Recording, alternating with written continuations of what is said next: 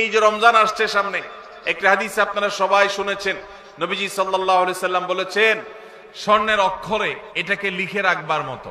তিনি বলেছেন, আলা উখবিরুকুম বিআহলিল জান্নাহ, ওহে লোক সকল, তোমাদেরকে কি আমি বলে দিব না জান্নাতি মানুষ কারা?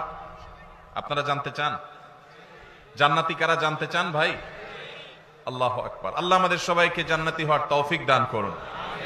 নবীজি বলেছেন, আলা উখবিরুকুম বিআহলিল জান্নাহ, তোমাদেরকে কি আমি জান্নাতি মানুষদের কথা বলে দিব না কারা জান্নাতি হবেন, তাদের মার্কা কি হবে, আলামত কি হবে?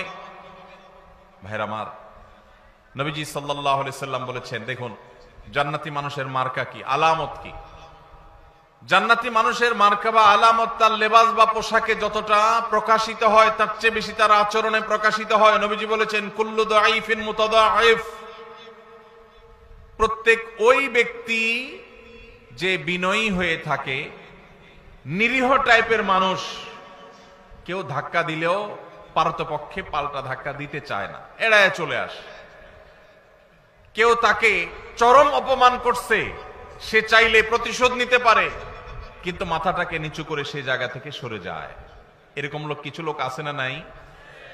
আমাদের সমাজ তাদেরকে বোকাশোকা মনে করে, আমাদের সমাজ তাদেরকে দুর্বল মনে করে, আমাদের সমাজ তাকে নিরীহ এবং অসহায় মনে করে, বেকুব বা নির্বোধ মনে করতে পারে সমাজ।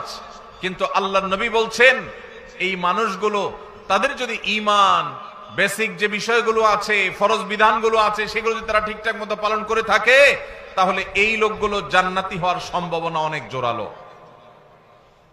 ভাইরা আমার, বিনয়ী বা নিরীহ মানুষ আমাদের সমাজে পরিমাণে কম না বেশি? কম।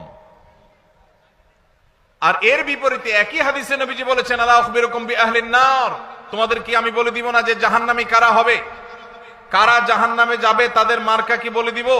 নবীজি সাল্লাল্লাহু আলাইহি সাল্লামকে যখন বলা হলো, হ্যাঁ আল্লাহর রাসূল অবশ্যই বলুন, তখন তিনি বলেছেন, কুল্লু উতুল্লিন জাওয়াজিন মুস্তাকবির,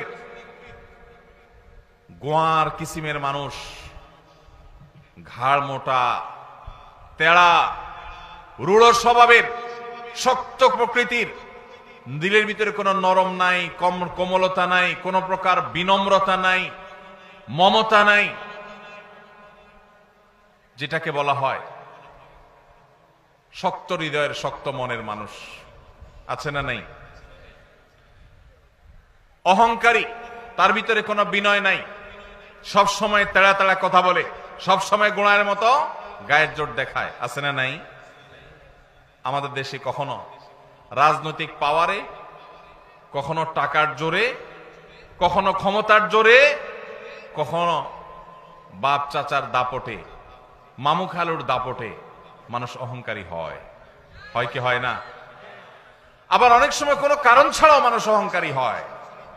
নবীজি সাল্লাল্লাহু আলাইহি সাল্লাম বলেছেন, আল্লাহর সবচেয়ে ঘৃণিত মানুষ হলো যে অহংকার করার মতো কিছু নাই, অথচ তারপরও সেও অহংকার